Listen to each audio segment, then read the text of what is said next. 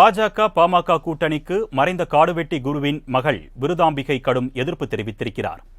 இது தொடர்பாக நமது மாலை முரசுக்கு அளித்த பிரத்யேக பேட்டியை தற்பொழுது பார்க்கலாம்.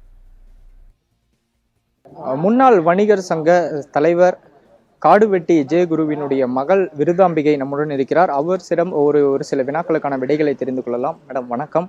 தற்போது இந்த பாமக பாஜகவுடனான அந்த கூட்டணி உறுதி செய்யப்பட்டிருக்கு. இங்க எப்படி பாக்குறீங்க? பாஜக கூட போனது எங்களுக்கு எல்லாமே ரொம்ப வருத்தமாக தான் இருக்குது.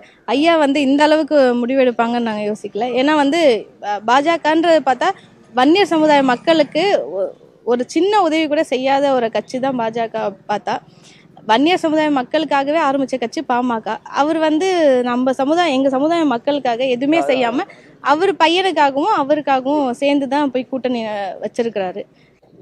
தென் மாவட்டங்களில் மட்டுமே, வட தமிழகத்தில் மட்டுமே 10 தொகுதிகள் ஒதுக்கி கொண்டிருக்காங்க பாஜகவில். இதுல அதனுடைய வெற்றி மோகம் எப்படி இருக்கும்ட்டு நீங்க எதிர்பார்க்குறீங்க?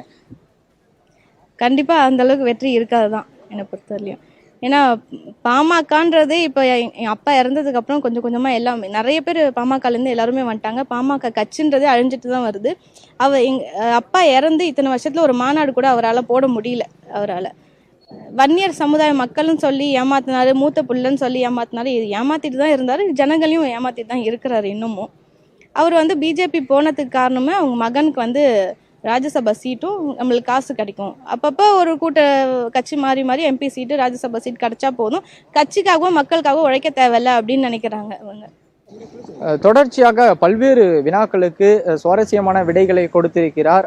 குறிப்பாக இந்த பாஜக உடனான பாமக கூட்டணி என்பது அனைத்து தரப்பு மக்களுக்குமே ஒரு திருப்திகர இல்லை என்றும், அதே போல பாமகவினுடைய தொண்டர்கள் நிர்வாகிகளுக்கு எந்த ஒரு நல்லதும் இல்லை என்றும் அவர்கள் தெரிவித்திருக்கின்றனர். மாலை முரசு செய்திகளுக்காக ஒளிப்பதிவாளர் நிஷாந்துடன் செய்தியாளர் ஸ்ரீ சந்தோஷ்.